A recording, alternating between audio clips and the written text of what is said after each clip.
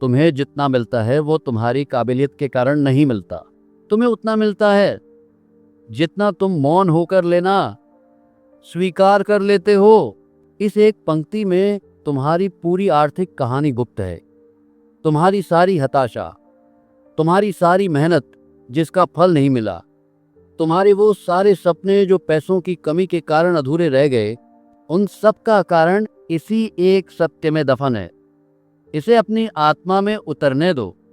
तुम्हारी डिग्री की दीवारें, तुम्हारे अनुभव के मेडल, तुम्हारी वफादारी की कस्में, ये सब तुम्हें वो नहीं दिलाते जिसके तुम हकदार हो।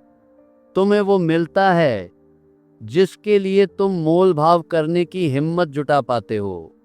और सत्य तो यह है कि तुम मोल भाव में हमेशा हार जाते हो।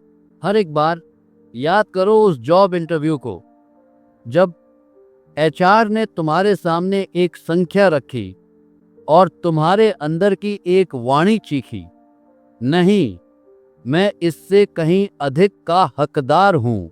लेकिन तुम्हारे होंठों ने कांपते हुए कहा, ठीक है। याद करो उस क्लाइंट मीटिंग को, जब तुम्हारे बेहतरीन काम का बजट बिना किसी तर्क के आधा कर दिया गया और तुमने एक नकली मुस्कान के साथ हामी भर दी, क्योंकि तुम्हारे अंदर एक डर था, सौदा गंवाने का डर। याद करो उस प्रमोशन की बातचीत को, जहां तुम्हारे बॉस ने तुम्हारी पीठ पर हाथ फेरा, तुम्हारी तारीफों के पुल बांधे और फिर तुम्हारे स्कंधों पर उत्तरदायित्वों का एक और भारी बोझ डाल दिया, बिना 1 रुपये की वृद्धि के। और तुम एक गुलाम की तरह धन्यवाद कहकर उस कमरे से परे आ गए, स्वयं से नफरत करते हुए। यह क्यों होता है? तुम अपनी कीमत मांगने से इतना डरते क्यों? उस संख्या को बोलने से तुम्हारी वाणी क्यों सिल जाती है जो तुम्हारे दिमाग में गूंज रहा है? तुम सोचते हो कि अगर तुमने अधिक मांगा तो दुनिया तुम्हें लालची कहेगी, वो तुम्हें अहंकारी समझेंगे, वो तुम्हें नौकरी नहीं देंगे, वो सौदा रद्द कर देंगे, वो तुम्हें त्याग कर चले जाएंगे। तुम्हें सिखाया गया है कि तुम्हें जो मिल रहा है उसी में आभारी रहो, क्योंकि लाखों लोगों का समूह है जो तुम्हारी जगह लेने को तैयार है। यही वो सबसे बड़ा सत्य है जिसे समुदाय ने तुम्हारे दिमाग में प्रोग्राम कर दिया है। यही वो अदृश्य बंधन है जो तुम्हें गरीब, फांसा हुआ और असहाय अनुभव कराता है। लेकिन अभी एक बात जान लो, उस बंधन की चाबी हमेशा से तुम्हारे ही हाथ में थी। अभी हम मोलभाव की उन घिसी पिटी रणनीतियों की बात नहीं करेंगे जो तुम्हें इंटरनेट पर हर स्थान पर मिल जाएंगी। हम उन 10 तरीकों की सूची नहीं बनाने वाले जिनसे तुम अपनी सैलरी बढ़वा सकते हो। वो सब बाहरी हैं, वो सब सतही हैं, वो केवल घाव पर पट्टी बांधने जैसा है। हम अभी उस घाव के मूल तक चलेंगे और उसे हमेशा के लिए ठीक कर देंगे। हम तुम्हारे अंदर के उस ऑपरेटिंग सिस्टम को बदलने जा रहे हैं जो तुम्हें हर मोल भाव में हरा देता है। हम उस अंदरूनी वाणी को हमेशा के लिए शांत कराने जा रहे हैं जो हर बड़े मौके पर फुसफुसाती है, तुम इसके लायक नहीं हो। क्योंकि एक अत्यंत धनवान व्यक्ति की तरह मोल भाव करना ऊंची वाणी में बात करने, टेबल पर हाथ पटकने या धमकियां देने के बारे में नहीं है। यह एक शांत, अटूट, गहरी और चुंबकीय निश्चितता के बारे में है। ये एक ऐसी ऊर्जा है जो तुम अपने साथ कमरे में लेकर आते हो, एक ऐसी आभा जो बिना एक शब्द कहे सामने वाले को यह संदेश दे देती है कि तुम अपनी कीमत जानते हो और तुम उससे 1 पैसा कम पर समझौता करने के लिए पैदा नहीं हुए हो। यह कोई स्किल नहीं है जिसे तुम एक दिन में सीख सकते हो। यह एक अवस्था है, एक होने का तरीका है, और अभी तुम उस अवस्था को पाने की यात्रा आरंभ करोगे। यह बातचीत तुम्हारे और मेरे बीच है। इस पल के लिए दुनिया को, अपने बॉस को, अपने क्लाइंट्स को, अपने परिवार की उम्मीदों को, सब कुछ भूल जाओ। अभी केवल तुम हो और वो परम सच्चाई जो तुम्हें स्वतंत्र करने की शक्ति रखती है। तो चलो उस स्थान से आरंभ करते हैं जहां हर मोल भाव असल में जीता या हारा जाता है। और वो स्थान कोई कॉन्फ्रेंस रूम या ऑफिस की टेबल नहीं है। वो स्थान तुम्हारे दोनों कानों के बीच की 6 इंच की रिक्त जगह है। तुम्हारा दिमाग। तुम्हारा दिमाग एक साम्राज्य है, एक विशाल सल्तनत जिसमें असीम संभावनाएं हैं। लेकिन अभी उस सल्तनत पर एक क्रूर और चालाक तानाशाह का शासन है। उस तानाशाह का नाम है डर। यह डर तुम्हारा सबसे बड़ा दुश्मन है। ये तुम्हें हर दिन फुसफुसाकर बताता है कि तुम काफी अच्छे नहीं हो। ये तुम्हारी हर छोटी बड़ी गलती का हिसाब रखता है और सही मौके पर तुम्हें याद दिलाता है। ये तुम्हें उन लोगों से तुम्हारी तुलना करवाता है जो तुमसे अधिक सफल दिखते हैं, ताकि तुम स्वयं को और छोटा अनुभव करो। ये तुम्हारे दिमाग में सबसे बुरे हालात की तस्वीरें 24 घंटे चलाता है। तुम्हें नौकरी से निकाल दिया गया है, तुम्हारे पास बिल भरने के पैसे नहीं हैं, तुम मार्ग पर आ गए हो, तुम बिल्कुल अकेले हो। और जब मोल भाव का असली क्षण आता है, जब तुम्हें अपने हक के लिए स्थित होना होता है, तो तुम अपने साम्राज्य के एक शक्तिशाली राजा की तरह बात नहीं करते। तुम एक डरे हुए, कांपते हुए, जंजीरों में जकड़े हुए बंदी की तरह बात करते हो, जो मेज पर गिरे हुए कुछ टुकड़ों के लिए भीख मांग रहा है। अत्यंत धनवान। असल में सफल लोग इस खेल को बिल्कुल अलग तरह से खेलते हैं। उन्होंने बहुत पहले ही अपने दिमाग के उस साम्राज्य में एक रक्तपातपूर्ण क्रांति कर दी होती है। उन्होंने डर के उस कायर तानाशाह को उसकी गद्दी से हटा दिया है और उसकी जगह एक नए, बुद्धिमान और शक्तिशाली शासक को बिठाया है। आत्म, मूल्य, सेल्फ वर्थ, उन्होंने अपने अंदर सोने का एक सिंहासन बनाया है और उस पर स्वयं को पूरे सम्मान के साथ बिठाया है। उन्होंने स्वयं को अपने मूल्य का एकमात्र राजा या रानी घोषित किया है। यह कोई अहंकार या घमंड नहीं है, जैसा कि कमजोर लोग सोचते हैं। यह गहरी, क्रिस्टल क्लियर आंतरिक समझ है। यह पूरी निश्चितता के साथ जानना है कि तुम इस दुनिया में क्या मूल्य लेकर आते हो। यह इस बात को अवगत होना है कि तुम्हारा समय, तुम्हारी ऊर्जा, तुम्हारा कौशल, तुम्हारे विचार, ये सब अनमोल हैं।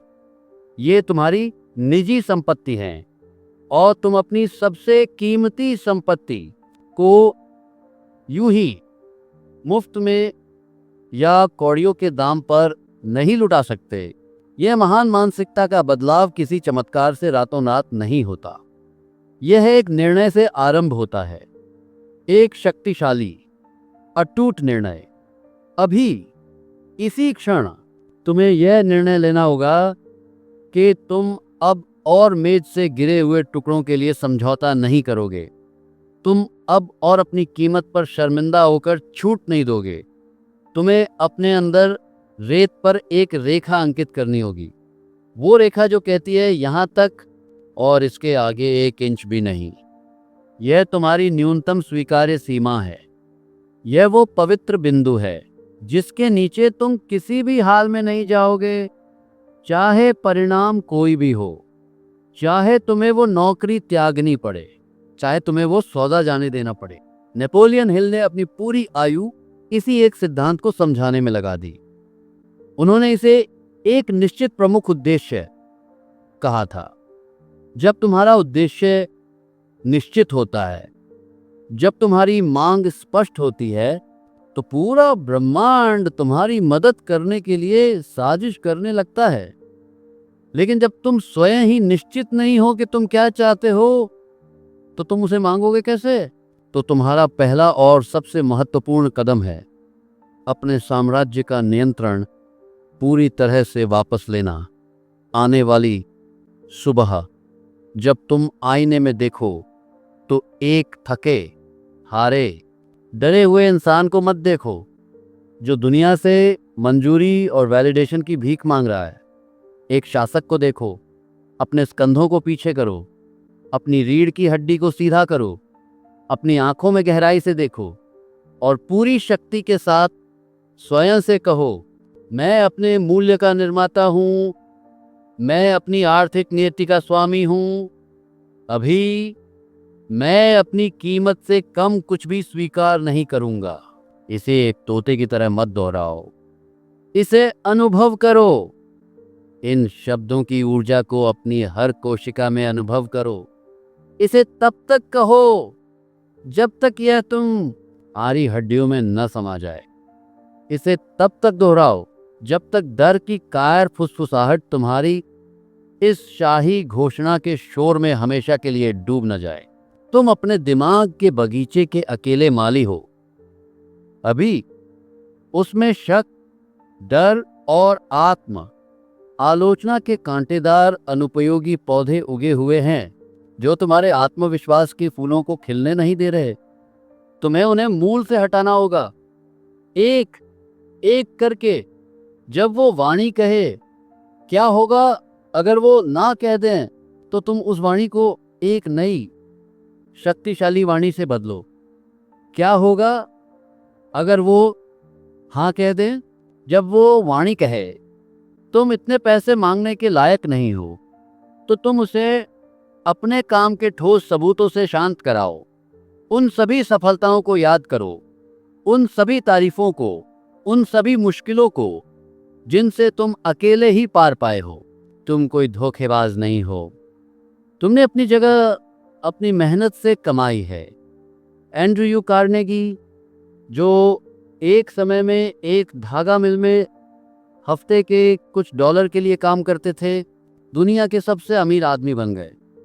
क्या वो दूसरों से अधिक स्मार्ट या पढ़े लिखे थे? बिल्कुल नहीं। लेकिन उन्होंने एक वस्तु सीखी थी जो किसी स्कूल में नहीं सिखाई जाती, अपने मूल्य पर अटूट विश्वास करना।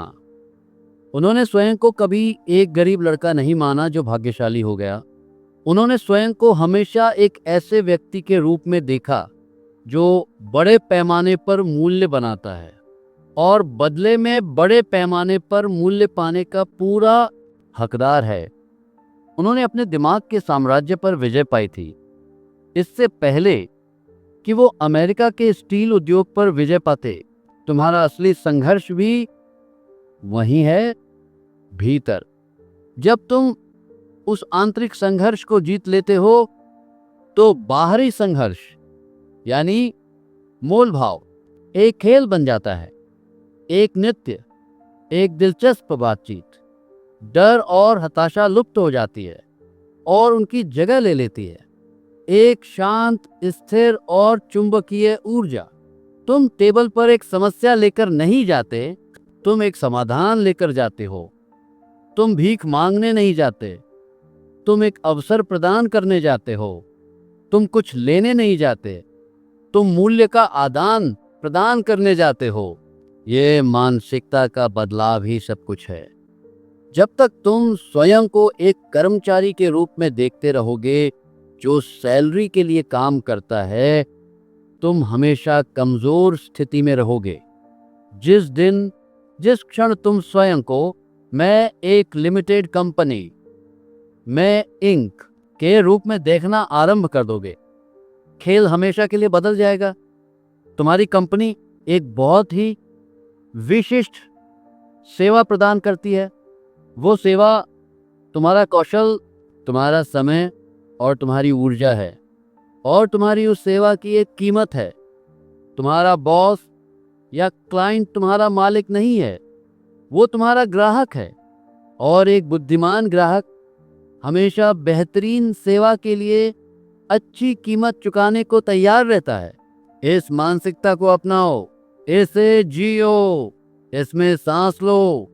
जब तुम अंदर से बदल जाओगे, तो बाहर की दुनिया भी तुम्हारे लिए बदल जाएगी। लोग तुम्हारी ऊर्जा में बदलाव अनुभव करेंगे, वो तुम्हारे आत्मविश्वास को देखेंगे, वो तुम्हारे संकल्प का सम्मान करना आरंभ कर देंगे। यह पहला और सबसे महत्वपूर्ण कदम है। अपने साम्राज्य को पुनः प्राप्त करो, अपने सिंहासन पर बैठो, अपना ताज पहनो, क्योंकि जब तक तुम स्वयं को एक राजा या रानी की तरह नहीं मानोगे, तब तक दुनिया तुम्हें एक भिखारी की तरह ही मानती रहेगी। अब जब तुमने अपने आंतरिक साम्राज्य पर पूरी तरह से नियंत्रण कर लिया है, तो एक बुद्धिमान शासक की तरह काम करने का समय है। और एक बुद्धिमान शासक का पहला काम होता है अपने साम्राज्य की कुल संपत्ति का सटीक मूल्यांकन करना। तुम मोलभाव करने के लिए टेबल पर रिक्त हाथ केवल उम्मीदों के साथ नहीं जा सकते। तुम केवल यह नहीं कह सकते, मुझे और पैसे चाहिए क्योंकि मुझे लगता है कि मैं इसके लायक हूं। क्यों? तुम्हें और क्यों मिलना चाहिए? तुम ऐसा क्या अतिरिक्त मूल्य ला रहे हो जो कोई और नहीं ला सकता? तुम्हारा वास्तविक ठोस मूल्य क्या है? अधिकतर लोग इस सीधे सवाल का उत्तर नहीं दे सकते। वो अस्पष्ट भावनात्मक बातें करते हैं। मैं बहुत मेहनत करता हूं, मैं कंपनी के प्रति बहुत वफादार हूं, मुझे यहां काम करते हुए 5 साल हो गए हैं। ये सब भावनाएं हैं, ये तथ्य नहीं है। व्यापार की दुनिया भावनाओं पर नहीं चलती, ये मूल्य पर चलती है, ये परिणामों पर चलती है, ये संख्याओं पर चलती है। तुम्हें एक वास्तुकार बनना होगा, अपने मूल्य का एक कुशल वास्तुकार। एक वास्तुकार एक गगनचुंबी इमारत डिजाइन करने से पहले हर एक वस्तु का हिसाब लगाता है। कितनी हजार ईंटें लगेंगी, कितने टन स्टील लगेगा, कितना घन मीटर सीमेंट लगेगा। हर वस्तु की एक मात्रा होती है, एक लागत होती है और एक मूल्य होता है। तुम्हें अपने कौशल और उपलब्धियों के साथ भी ठीक यही करना है। एक डायरी और कलम लो और अपनी मूल्य सूची बनाना आरंभ करो। यह तुम्हारी आयु का सबसे महत्वपूर्ण दस्तावेज हो सकता है। इसे 3 मुख्य भागों में बांटो। पहला भाग मात्रात्मक परिणाम। ये वो अकाट्य सबूत हैं जिन्हें तुम संख्याओं में माप सकते हो। ये तुम्हारी सबसे शक्तिशाली संपत्ति हैं, क्योंकि इन पर बहस नहीं की जा सकती। मैंने पिछले साल कंपनी के लिए बिक्री में 15% की वृद्धि की, जिससे 50 लाख का अतिरिक्त राजस्व आया। मेरे द्वारा लागू किए गए नए ऑटोमेशन सिस्टम से कंपनी के हर महीने 50 प्रशासनिक घंटे बचते हैं, जो सालाना लगभग 5 लाख की बचत है। मैंने एक डिजिटल मार्केटिंग अभियान का नेतृत्व किया जिसमें 5 लाख का निवेश हुआ और उससे 20 लाख का राजस्व उत्पन्न हुआ, यानी 400% का ROI। मैंने ग्राहक प्रतिधारण दर को 10% से बेहतर बनाया, जिससे कंपनी को नए ग्राहक पाने की लागत में भारी बचत हुई। विशिष्ट बनो, सटीक बनो। अगर तुम्हें सटीक संख्याएं नहीं पता हैं, तो उनका एक शिक्षित अनुमान लगाओ। रिसर्च करो, अपने काम के प्रभाव को मापो। दूसरा भाग गुणात्मक परिणाम। ये वो अमूल्य योगदान हैं जिन्हें संख्याओं में मापना कठिन है, लेकिन वे तुम्हारी कीमत को कई गुना बढ़ा देते हैं। मैंने टीम का मनोबल बढ़ाया और एक अधिक सकारात्मक और सहयोगी कार्य वातावरण बनाया, जिससे कर्मचारियों के नौकरी त्यागने की दर कम हुई। मैं वो व्यक्ति हूं जिसके पास हर कोई तब आता है जब कोई कठिन समस्या होती है, और मैं हमेशा एक समाधान पाता हूं। मैंने 3 जूनियर कर्मचारियों को व्यक्तिगत रूप से प्रशिक्षित और सलाह दी है, जिससे उनकी उत्पादकता में 50% से अधिक की वृद्धि हुई है। मैंने कंपनी की प्रतिष्ठा को विपणन में बढ़ाया है और प्रमुख ग्राहकों के साथ गहरे विश्वास के रिश्ते बनाए हैं। इनके लिए प्रशंसा पत्र या ठोस उदाहरण एकत्र करो। उस ईमेल को सहेज कर रखो जिसमें तुम्हारे बॉस ने तुम्हारी समस्या सुलझाने की असाधारण क्षमता की तारीफ की थी। उस समय को याद करो जब एक महत्वपूर्ण क्लाइंट ने कहा था कि वो केवल तुम्हारी वजह से कंपनी के साथ काम करते हैं। ये तुम्हारी कहानी को मानवीय बनाते हैं। ये दिखाते हैं कि तुम केवल एक नंबर क्रंचर नहीं हो, बल्कि एक मूल्यवान अपूरणीय टीम सदस्य हो। तीसरा और अंतिम भाग, विपणन मूल्य। तुम केवल अपनी कंपनी के छोटे से लाभ में एक बड़ी मछली नहीं हो, तुम एक खुले विपणन में भी एक कीमती संपत्ति हो। तुम्हारी मौजूदा कीमत क्या है?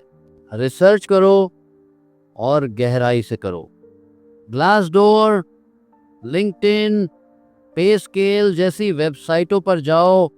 देखो कि तुम्हारे जैसे कौशल, अनुभव और उत्तरदायित्व वाले लोगों को तुम्हारी ही इंडस्ट्री और तुम्हारे ही शहर में कितना भुगतान किया जा रहा है। एक औसत, एक न्यूनतम और एक अधिकतम सीमा का पता लगाओ। अपने क्षेत्र के पेशेवर रिक्रूटर से बात करो। उनसे प्रश्न करो कि विपणन की मौजूदा दर क्या है। तुम्हें ठीक ठीक पता होना चाहिए कि अगर तुम अभी अपनी नौकरी से इस्तीफा दे दो और विपणन में जाओ तो तुम्हारी कीमत क्या होगी। यह तुम्हारा तुरुप का इक्का है। यह तुम्हें असीम आत्मविश्वास देता है, क्योंकि जब तुम जानते हो कि तुम कहीं और अधिक कमा सकते हो तो तुम अपनी वर्तमान भूमिका में कम के लिए समझौता करने से डरते नहीं हो। अब तुम्हारे पास तुम्हारी मूल्य सूची है। यह कोई साधारण दस्तावेज नहीं है, यह तुम्हारा युद्ध का नक्शा है। यह तुम्हारा घोषणा पत्र है। इसे हर दिन पढ़ो, इसे याद करो, इसे आत्मसात कर लो। यह सबूत है, यह अकाट्य प्रमाण है कि तुम जो मांग रहे हो उसके लायक हो। जब शक की वो पुरानी कायर वाणी तुम्हारे दिमाग में फुसफुसाए तुम इसके लायक नहीं हो, तो इस सूची को परे निकालो और उसे जोर से पूरे गर्व के साथ पढ़ो। तथ्य हमेशा डर को समाप्त कर देते हैं। अब तुम केवल यह नहीं कह रहे हो, मुझे लगता है कि मुझे अधिक मिलना चाहिए।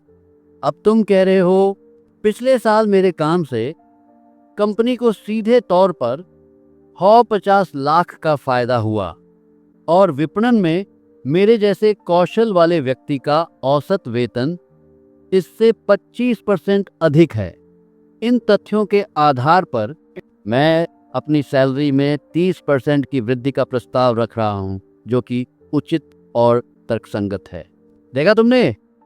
अब ये कोई भावनात्मक अपील नहीं है, ये एक ठंडा, कठोर व्यावसायिक प्रस्ताव है।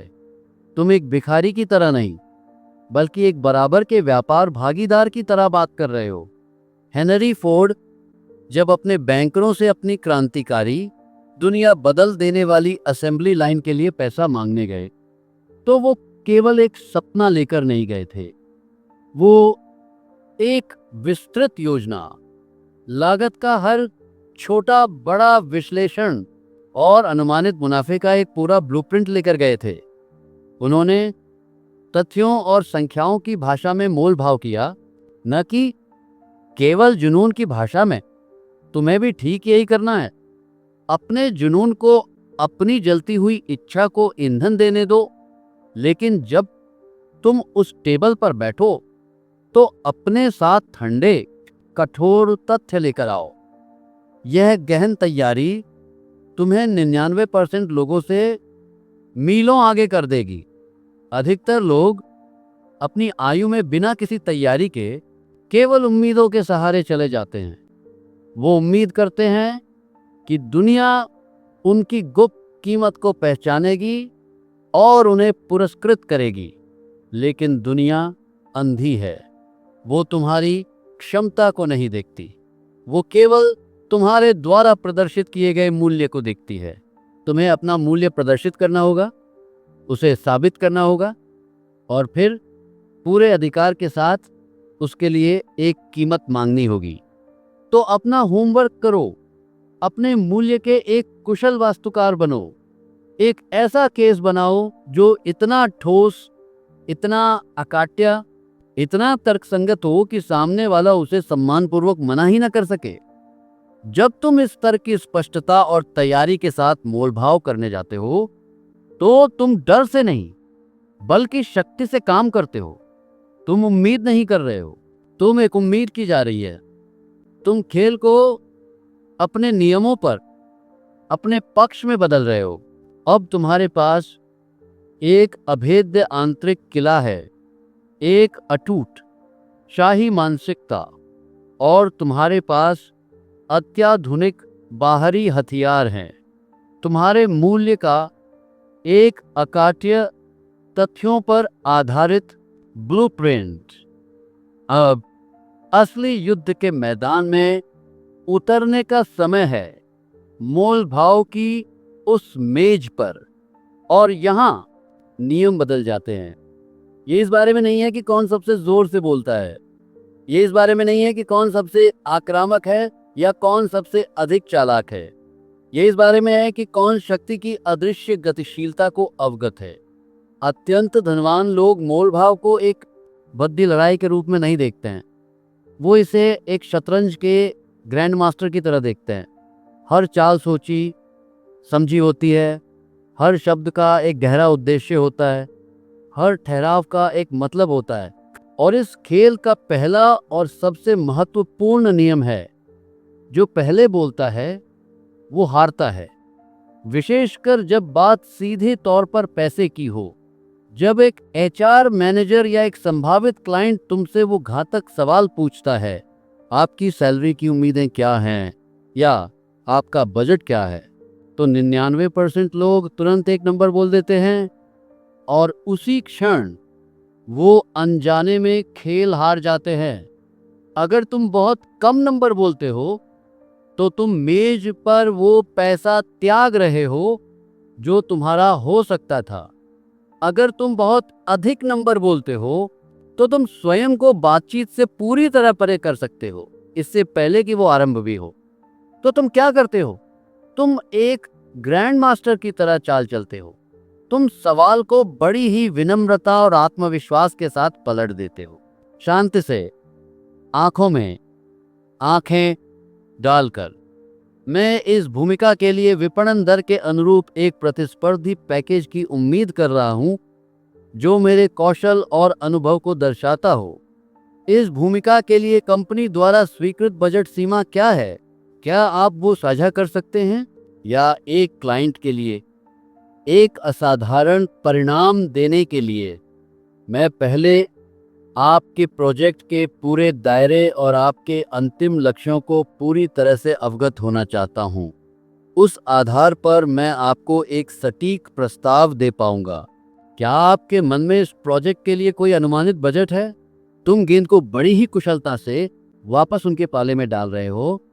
तुम उन्हें विवश कर रहे हो कि वो पहले अपना पत्ता दिखाएं। यह तुम्हें तत्काल सूचना देता है, यह तुम्हें तत्काल शक्ति देता है। अब तुम्हें पता है कि वो कहां से आरंभ कर रहे हैं। अब तुम अपनी प्रतिक्रिया को उसके अनुसार ढाल सकते हो। इस खेल का दूसरा नियम है, मौन से मित्रता करो। बातचीत में, खासकर जब तनाव हो, हम अक्सर उस रिक्तता को भरने के लिए बेचैन हो जाते हैं। हम बोलते रहते हैं, बड़बड़ाते रहते हैं और अक्सर बहुत अधिक सूचना दे देते हैं या अपनी स्थिति को कमजोर कर लेते हैं। जब तुम अपना प्रस्ताव रखो, अपनी कीमत बताओ, अपनी मांग रखो, तो उसके बाद पूरी तरह से मौन हो जाओ। पूरी तरह से, एक शब्द भी और नहीं, चाहे वो कितना भी असहज क्यों ना हो, चाहे कमरे में सन्नाटा चीखने लगे। उस मौन को अपना काम करने दो। ये एक शक्तिशाली मनोवैज्ञानिक उपकरण है। ये सामने वाले व्यक्ति पर एक अदृश्य दबाव डालता है। यह उन्हें विवश करता है कि वो तुम्हारे प्रस्ताव पर गंभीरता से सोचें। यह उन्हें विवश करता है कि वो उस मौन को तोड़ें। और जो व्यक्ति उस मौन को पहले तोड़ता है, वह मनोवैज्ञानिक रूप से नियंत्रण खो देता है। तुमने अपना मूल्य बताया है, तुमने अपने तथ्य पेश किए हैं। अब उत्तर देने की बारी उनकी है। उन्हें बोलने दो, उन्हें सोचने दो। धैर्य के साथ प्रतीक्षा करो। यह एक इच्छा शक्ति का संघर्ष है, और तुम्हारी इच्छा शक्ति, जो तुम्हारी जलती हुई इच्छा से ईंधन पाती है, उनसे कहीं अधिक मजबूत होनी चाहिए। इस खेल का तीसरा और सबसे महत्वपूर्ण नियम, यह कभी भी व्यक्तिगत नहीं होता। ये तुम्हारे बारे में नहीं है, ये उनके बारे में नहीं है। ये एक शुद्ध व्यावसायिक लेन देन है। जब वो तुम्हारे प्रस्ताव का मुकाबला करते हैं या तुम्हें एक सपाट नहीं कहते हैं, तो वो तुम्हें एक व्यक्ति के रूप में अस्वीकार नहीं कर रहे हैं। वो तुम्हारी आत्मा पर हमला नहीं कर रहे हैं। वो केवल एक व्यावसायिक प्रस्ताव पर प्रतिक्रिया दे रहे हैं। अपनी भावनाओं को इस समीकरण से पूरी तरह से परे रखो। अगर तुम भावुक हो जाते हो, क्रोधित, निराश या रक्षात्मक, तो तुम अपनी सारी शक्ति खो देते हो। तुम तर्क से सोचना बंद कर देते हो और भावनाओं से प्रतिक्रिया करना आरंभ कर देते हो। और यही वो चाहते हैं। शांत रहो, स्थिर रहो, एक पेशेवर की तरह। थॉमस एडिसन को देखो, जब निवेशक उनके आविष्कारों पर हंसते थे या उन्हें अस्वीकार कर देते थे, तो क्या वो घर जाकर रोते थे? नहीं, वो इसे एक प्रतिक्रिया के रूप में देखते थे। वो अवगत थे कि उन्हें अपना प्रस्ताव बेहतर तरीके से पेश करने की आवश्यकता है या उन्हें एक अलग निवेशक पाने की आवश्यकता है। यह उनके काम के मूल्य के बारे में एक जनमत संग्रह नहीं था। यह एक व्यावसायिक बाधा थी जिसे पार करना था। तुम्हें भी ठीक यही मानसिकता अपनानी होगी। अगर वो कहते हैं हम इतना भुगतान नहीं कर सकते, तो निराश मत हो, सवाल पूछो, मैं अवगत हूं। क्या आप मुझे अवगत होने में मदद कर सकते हैं कि इस प्रस्ताव का कौन सा हिस्सा बजट के परे जा रहा है? क्या वेतन के अलावा अन्य क्षेत्र हैं जहां हम इस पैकेज को और अधिक आकर्षक बनाने के लिए मिलकर काम कर सकते हैं, जैसे कि प्रदर्शन, बोनस, स्टॉक विकल्प या अतिरिक्त छुट्टियां? बातचीत को हमेशा खुला रखो, रचनात्मक बनो। याद रखो, तुम्हारा लक्ष्य केवल एक संख्या नहीं है। तुम्हारा लक्ष्य मूल्य का एक उचित आदान प्रदान है। शायद वो तुम्हारी आधार सैलरी नहीं बढ़ा सकते, लेकिन वो तुम्हें एक प्रदर्शन बोनस दे सकते हैं जो उससे भी अधिक हो सकता है।